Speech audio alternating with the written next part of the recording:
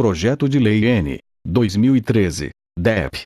Jean Willis e Érica Cocai. Dispõe sobre o direito à identidade de gênero e altera o artigo 58 da Lei 6.015 de 1973.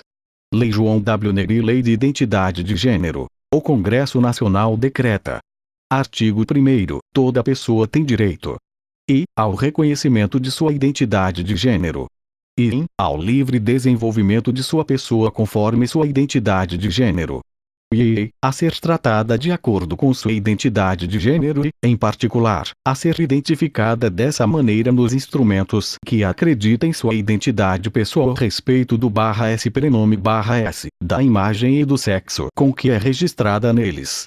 Artigo 2º. Entende-se por identidade de gênero a vivência interna e individual do gênero tal como cada pessoa o sente, a qual pode corresponder ou não com o sexo atribuído após o nascimento, incluindo a vivência pessoal do corpo.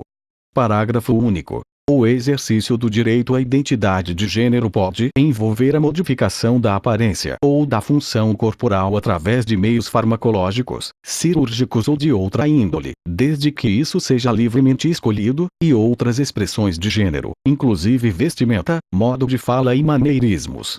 Artigo 3º. Toda pessoa poderá solicitar a retificação registral de sexo e a mudança do prenome e da imagem registradas na documentação pessoal, sempre que não coincidam com a sua identidade de gênero auto-percebida. Artigo 4º. Toda pessoa que solicitar a retificação registral de sexo e a mudança do prenome e da imagem, em virtude da presente lei, deverá observar os seguintes requisitos: ser maior de 18 anos. Apresentar ao cartório que corresponda uma solicitação escrita, na qual deverá manifestar que, de acordo com a presente lei, requer a retificação registral da certidão de nascimento e a emissão de uma nova carteira de identidade, conservando o número original. Expressar o /s novo /s prenome /s escolhido /s para que sejam inscritos. Parágrafo único. Em nenhum caso serão requisitos para a alteração do prenome intervenção cirúrgica de transexualização total ou parcial terapias hormonais qualquer outro tipo de tratamento ou diagnóstico psicológico ou médico autorização judicial. Artigo 5º. Com relação às pessoas que ainda não tenham 18 anos de idade, a solicitação do trâmite a que se refere o artigo 4º deverá ser efetuada através de seus representantes legais e com a expressa conformidade de vontade da criança ou adolescente, levando em consideração os princípios de capacidade progressiva e interesse superior da criança, de acordo com o Estatuto da Criança e do Adolescente. Parágrafo 1º. Quando, por qualquer razão, seja negado ou não seja possível obter o consentimento de algum dos representante S do adolescente, ele poderá recorrer à assistência da Defensoria Pública para autorização judicial, mediante procedimento sumaríssimo que deve levar em consideração os princípios de capacidade progressiva e interesse superior da criança. Parágrafo 2º. Em todos os casos, a pessoa que ainda não tenha 18 anos deverá contar com a assistência da Defensoria Pública, de acordo com o estabelecido pelo Estatuto da Criança e do Adolescente. Artigo 6º. Cumpridos os requisitos estabelecidos nos artigos 4º e 5º, sem necessidade de nenhum trâmite judicial ou administrativo, o funcionário autorizado do cartório procederá a registrar no Registro Civil das Pessoas Naturais a mudança de sexo e prenome /s emitir uma nova certidão de nascimento e uma nova carteira de identidade que reflitam a mudança realizada. Informar imediatamente os órgãos responsáveis pelos registros públicos para que se realize a atualização de dados eleitorais, de antecedentes criminais e peças judiciais. Parágrafo 1º. Nos novos documentos, fica proibida qualquer referência à presente lei ou à identidade anterior, salvo com autorização por escrito da pessoa trans ou intersexual. Parágrafo 2º. Os trâmites previstos na presente lei serão gratuitos, pessoais, e não será necessária a intermediação de advogados ou gestores as. Parágrafo 3º. Os trâmites de retificação de sexo e prenome /s realizados em virtude da presente lei serão sigilosos. Após a retificação, só poderão ter acesso à certidão de nascimento original aqueles que contarem com autorização escrita do /a titular da mesma. Parágrafo 4º. Não se dará qualquer tipo de publicidade à mudança de sexo e prenome /s, a não ser que isso seja autorizado pelo /a titular dos dados. Não será realizada a publicidade na imprensa que estabelece a Lei 6.015/73, arts. 56 e 57. Artigo 7º. A alteração do prenome, nos termos dos artigos 4º e 5º desta lei, não alterará a titularidade dos direitos e obrigações jurídicas que pudessem corresponder à pessoa com anterioridade à mudança registral, nem daqueles que provenham das relações próprias do direito de família em todas as suas ordens e graus, as que se manterão inalteráveis, incluída a adoção. Parágrafo 1º. Da alteração do prenome em cartório prosseguirá, necessariamente, a mudança de prenome e gênero em qualquer outro documento como diplomas, certificados, carteira de identidade, CPF, passaporte, título de eleitor, carteira nacional de habilitação e carteira de trabalho e previdência social. Parágrafo 2º. Preservará a maternidade ou paternidade da pessoa trans no registro civil de seus/suas filhos/as, retificando automaticamente também tais registros civis, se assim solicitado, independente da vontade da outra maternidade ou paternidade. Parágrafo 3º. Preservará o matrimônio da pessoa trans, retificando automaticamente também, se assim solicitado, a certidão de casamento independente de configurar uma união homoafetiva ou heteroafetiva. Parágrafo 4º. Em todos os casos, será relevante o número da carteira de identidade e o cadastro de pessoa física da pessoa como garantia de continuidade jurídica. Artigo 8º. Toda pessoa maior de 18 anos poderá realizar intervenções cirúrgicas totais ou parciais de transexualização, inclusive as de modificação genital, ou tratamentos hormonais integrais, a fim de adequar seu corpo à sua identidade de gênero auto-percebida. Parágrafo 1º. Em todos os casos, será requerido apenas o consentimento informado da pessoa adulta e capaz. Não será necessário, em nenhum caso, qualquer tipo de diagnóstico ou tratamento psicológico ou psiquiátrico, ou autorização judicial ou administrativa. Parágrafo 2º. No caso das pessoas que ainda não tenham de 18 anos de idade, vigorarão os mesmos requisitos estabelecidos no artigo 5º para a obtenção do consentimento informado. Artigo 9º. Os tratamentos referidos no artigo 11º serão gratuitos e deverão ser oferecidos pelo Sistema Único de Saúde, SUS, e pelas operadoras definidas nos incisos I e 2º do parágrafo 1º do art. 1º da Lei 9.656/98, por meio de sua rede de unidades conveniadas. Parágrafo único. É vedada a exclusão de cobertura ou a determinação de requisitos distintos daqueles especificados na presente lei para a realização dos mesmos. Artigo 10º. Deverá ser respeitada a identidade de gênero adotada pelas pessoas que usem um prenome distinto daquele que figura na sua carteira de identidade e ainda não tenham realizado a retificação registral. Parágrafo único. O nome social requerido deverá ser usado para a citação, chamadas e demais interações verbais ou registros em âmbitos públicos ou privados. Artigo 11º. Toda norma, regulamentação ou procedimento deverá respeitar o direito humano à identidade de gênero das pessoas. Nenhuma norma, regulamentação ou procedimento poderá limitar, restringir, excluir ou suprimir o exercício do direito à identidade de gênero das pessoas, devendo-se interpretar e aplicar as normas sempre em favor do acesso a esse direito. Artigo 12º. Modifica-se o artigo 58 da Lei 6.015/73, que ficará redigido da seguinte forma: art. 58. O prenome será definitivo, exceto nos casos de discordância com a identidade de gênero auto-percebida, para os quais se aplicará a Lei de Identidade de Gênero. Admite-se também a substituição do prenome por apelidos públicos e notórios. Artigo 13º. Revoga-se toda norma que seja contrária às disposições da presente lei. Artigo 14º. A presente lei entra em vigor na data de sua publicação. Brasília, de fevereiro de 2013. Jean Viles, Érica Cocai, deputado federal PSOL/RJ, deputada federal PT/DF. Justificativa. As palavras visibilidade e invisibilidade são bastante significativas para a comunidade de lésbicas, gays, bissexuais, travestis e transexuais. Pertencer a esta sopa de letras que representa a comunidade sexo-diversa, ou a comunidade dos invertidos, é transitar, ao longo da vida, entre a invisibilidade e a visibilidade. Se para lésbicas e gays, ser invisíveis implica em se assumirem publicamente, para as pessoas transexuais, travestis, transgêneros e intersexuais, a visibilidade é compulsória a certa altura de sua vida. Isso porque, ao contrário da orientação sexual, que pode ser ocultada pela mentira, pela omissão ou pelo armário, a identidade de gênero é experimentada, pelas pessoas trans, como um estigma que não se pode ocultar, como a cor da pele para os negros e negras. Travestis, transexuais, transgêneros e intersexuais não têm como se esconder em armários a partir de certa idade. Por isso, na maioria dos casos, mulheres e homens trans são expulsos de casa, da escola, da família, do bairro, até da cidade.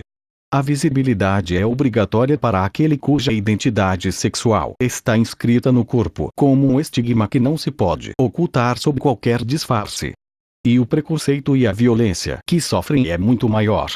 Porém, de todas as invisibilidades a que eles e elas parecem condenados, a invisibilidade legal parece ser o ponto de partida. O imbróglio jurídico sobre as identidades legal e social das pessoas travestis, transexuais e transgêneros provoca situações absurdas que mostram o tamanho do furo que ainda existe na legislação brasileira. Graças a ele, há pessoas que vivem sua vida real com um nome, o nome delas, pelo qual são conhecidas e se sentem chamadas, aquele que usam na interação social cotidiana, mas que carregam consigo um instrumento de identificação legal, uma carteira de identidade, que diz outro nome. E esse nome aparece também na carteira de motorista, na conta de luz, no diploma da escola ou da universidade, na lista de eleitores, no contrato de aluguel, no cartão de crédito, no prontuário médico. Um nome que evidentemente é de outro, daquele ser imaginário que habita nos papéis, mas que ninguém conhece no mundo real. Quer dizer, há pessoas que não existem nos registros públicos e em alguns documentos, e há outras pessoas que só existem nos registros públicos e em alguns documentos. E umas e outras batem de frente no dia a dia em diversas situações que criam constrangimento, problemas, negação de direitos fundamentais e uma constante e desnecessária humilhação. O livro Viagem Solitária, maravilhosa narração autobiográfica de João W. Negri, é um testemunho imprescindível para entender o quanto a reforma legal que estamos propondo é necessária. Para driblar uma lei que lhe negava o direito a ser ele mesmo, João teve que renunciar a tudo: sua história, seus estudos, seus diplomas, seu currículo. Foi só dessa maneira, com documentos falsos, analfabeto nos registros, apesar de ter sido professor universitário, que ele conseguiu ser João. O presente projeto de lei, batizado com o nome de João Negri, numa justa homenagem a ele, tem por finalidade garantir que isso nunca mais aconteça.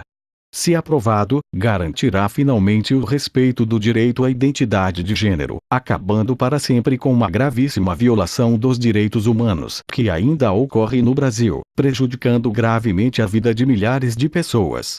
Falamos de pessoas que se sentem, vivem, se comportam e são percebidas pelos outros como homens ou como mulheres, mas cuja identidade de gênero é negada pelo Estado, que reserva para si a exclusiva autoridade de determinar os limites exatos entre a masculinidade e a feminidade e os critérios para decidir quem fica de um lado e quem do outro, como se isso fosse possível. Travestis, transexuais e transgêneros sofrem cada dia o absurdo da lei que lhes nega o direito a ser quem são. E andam pelo mundo com sua identidade oficialmente não reconhecida, como se, das profundezas da história dos nossos antepassados filosóficos gregos, Crátilo voltasse a falar para Hermógenes: tu não és Hermógenes, ainda que todo mundo te chame desse modo. Como diz o antropólogo Eduardo Viveiros de Castro, em toda discussão onde o ontológico e o jurídico entram em processo público de acasalamento, costumam nascer monstros.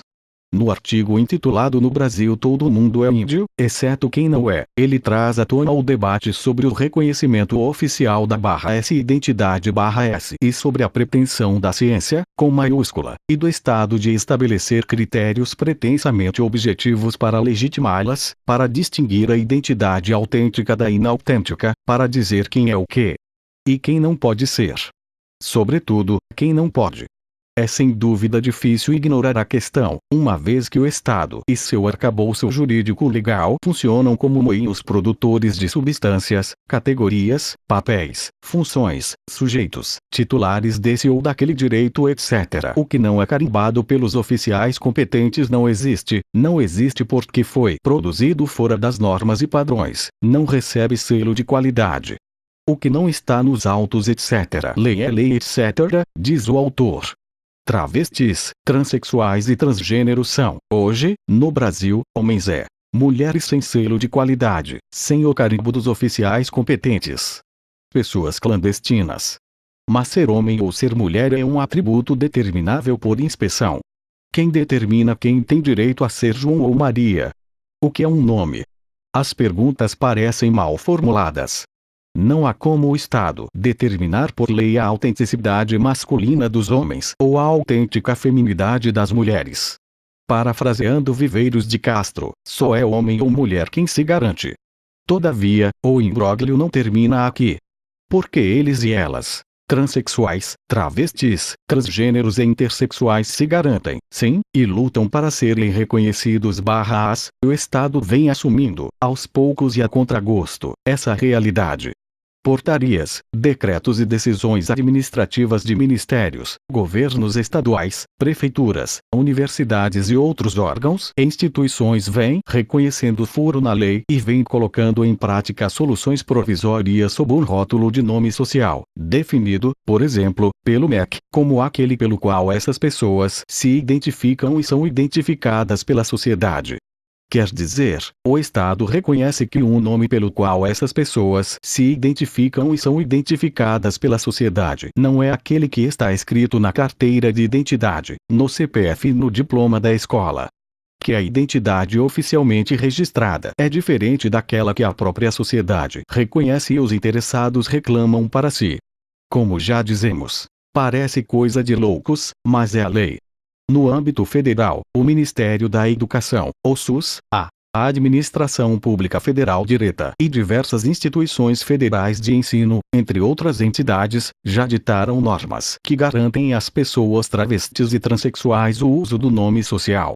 Por exemplo, a Administração Pública Federal Direta, de acordo com a Portaria N. 233/10 do Ministério de Planejamento, Orçamento e Gestão, assegura aos servidores públicos trans o uso do nome social nos crachás, mas apenas no anverso deles, nas comunicações internas, na identificação funcional, no endereço de correio eletrônico, no nome de usuário em sistemas de informática, no tratamento dado à pessoa pelos agentes públicos, etc. Decisões semelhantes já foram tomadas por dezenas de órgãos e governos estaduais e municipais.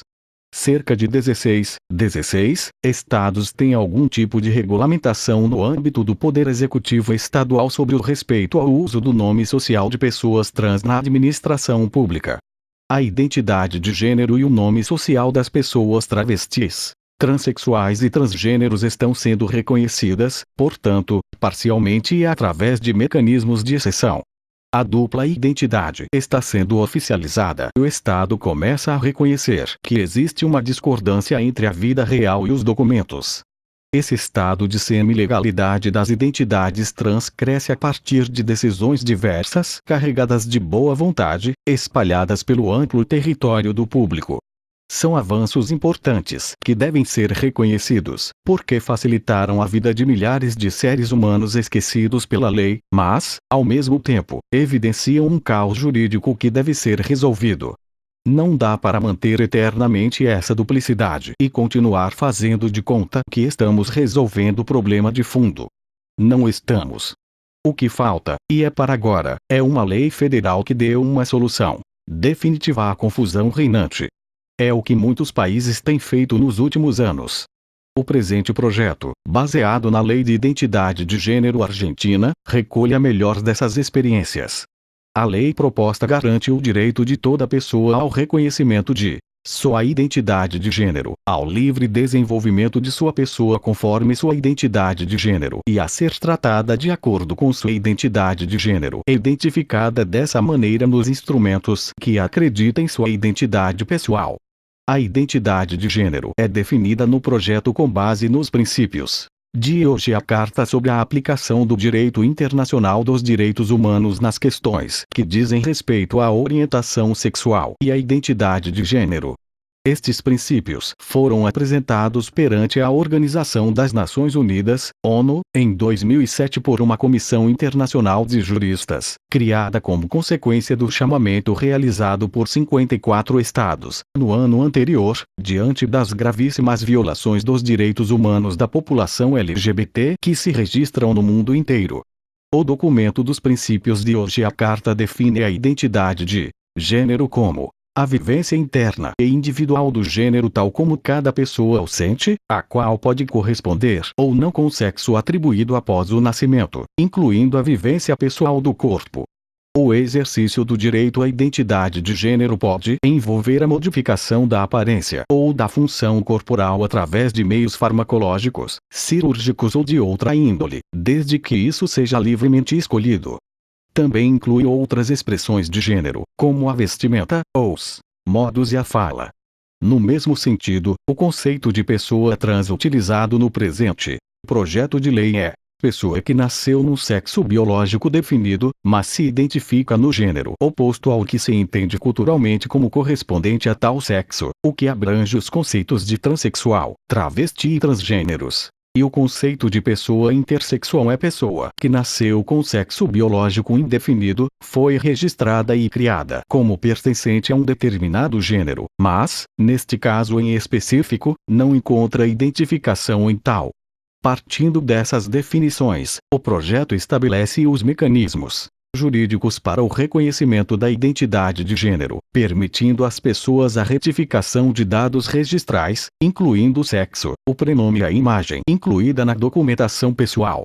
O mecanismo estabelecido se rege pelos seguintes princípios. É de fácil acesso, rápido, pessoal, gratuito, sigiloso e evita qualquer tipo de requisito que seja invasivo da privacidade ou que tenha como único efeito a demora do processo.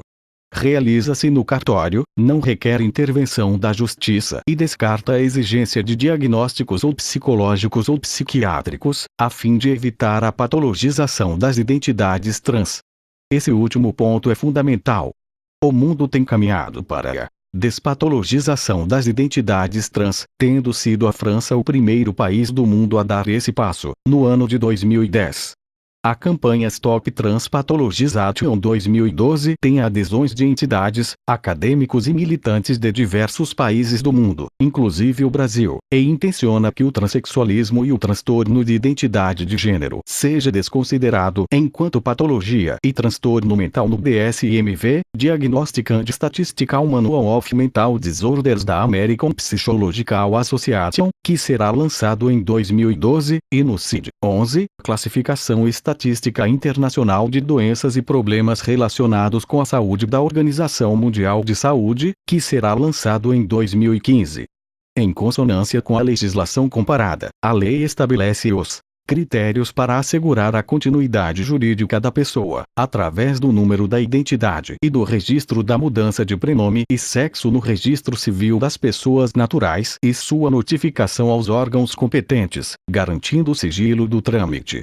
As pessoas que mudarem de sexo e prenome continuarão tendo os mesmos direitos e obrigações. Se elas têm uma dívida, deverão pagá-la. Se têm um emprego, continuarão empregadas. Se receberam uma condena, deverão cumpri-la. Se têm filhos, continuarão sendo pais ou mães. Se assinaram um contrato, deverão honrá-lo.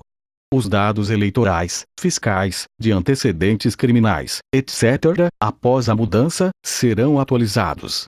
A lei também regulamenta as intervenções cirúrgicas e os tratamentos hormonais que se realizam como parte do processo de transexualização, garantindo a livre determinação das pessoas sobre seus corpos. Isso já é uma realidade no Brasil. Os tratamentos garantidos na presente lei já se realizam através do Sistema Único de Saúde, SUS, mas nosso projeto transforma esse direito conquistado em lei e estabelece uma série de critérios fundamentais para seu exercício, entre eles: a despatologização, isto é o fim dos diagnósticos de disforia de gênero, proibidos em diversos países por constituir formas de estigmatização anticientífica das identidades trans, como antigamente ocorria com a homossexualidade, por muito tempo considerada erroneamente uma doença. B. A independência entre o reconhecimento da identidade de gênero e as intervenções no corpo, isto é, a garantia do direito à identidade de gênero das pessoas travestis que não desejarem realizar alterações no corpo. C. A independência entre os tratamentos hormonais e as cirurgias, isto é, a garantia do direito das pessoas travestis que quiserem realizar terapias hormonais ou intervenções cirúrgicas parciais para adequar seus corpos à identidade de gênero autopercebida, mas não desejarem realizar a cirurgia de transgenitalização. D. A gratuidade no sistema público, SUS, e a cobertura nos planos de saúde particulares. E. A não judicialização dos procedimentos, isto é, a livre escolha da pessoa para realizar ou não este tipo de tratamentos ou intervenções. A lei também regulamenta o acesso das pessoas que ainda não tenham de 18 anos aos direitos garantidos por ela, entendendo que a identidade de gênero se manifesta muito antes da maioria de idade e essa realidade não pode ser omitida. Levando em consideração os princípios de capacidade progressiva interesse superior da criança, em tudo de acordo com a Convenção sobre os Direitos da Criança, a lei também garante a participação dos representantes legais da criança e do adolescente no processo, impede que qualquer decisão seja tomada sem o consentimento informado da pessoa que ainda não tenha 18 anos e prevê a assistência da Defensoria Pública, de acordo com o estabelecido pelo Estatuto da Criança e do Adolescente. O texto proposto, como já dizemos, se baseia na Lei de Identidade de Gênero Argentina, votada por amplíssima maioria na Câmara dos Deputados e por unanimidade no Senado, com o apoio expresso da Presidenta da República e de quase todos as líderes da oposição, considerada a mais avançada das atualmente existentes no mundo, já que reflete os debates políticos, jurídicos, filosóficos e éticos travados a respeito do assunto nos últimos anos.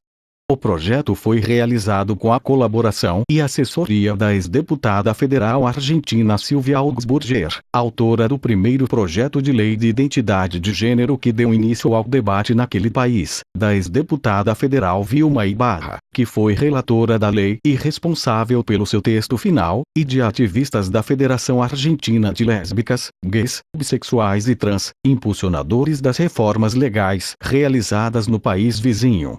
O projeto também leva em consideração os princípios de Yogyakarta, princípios sobre a aplicação de legislação internacional de direitos humanos em relação à orientação sexual e identidade de gênero, como já foi dito. A proposta de anteprojeto do Estatuto da Diversidade Sexual, construído pelas Comissões da Diversidade Sexual da OAB de todo o Brasil. A declaração The Voices Against Homofobia and Transphobia Must Be Heard de Thomas Hammarberg, representante do Conselho da Europa para os Direitos Humanos, publicizado na Conferência Combating Discrimination on the Grounds of Sexual Orientation or Gender Identity Across Europe. Sharing Knowledge and Moving Forward, ocorrida na França em março de 2012. E as recomendações da Associação Brasileira de Homens Trans. Brasília, de fevereiro de 2013. Jean Willis, Érica Cocai, deputado federal PSOL/RJ, deputada federal PT/DF.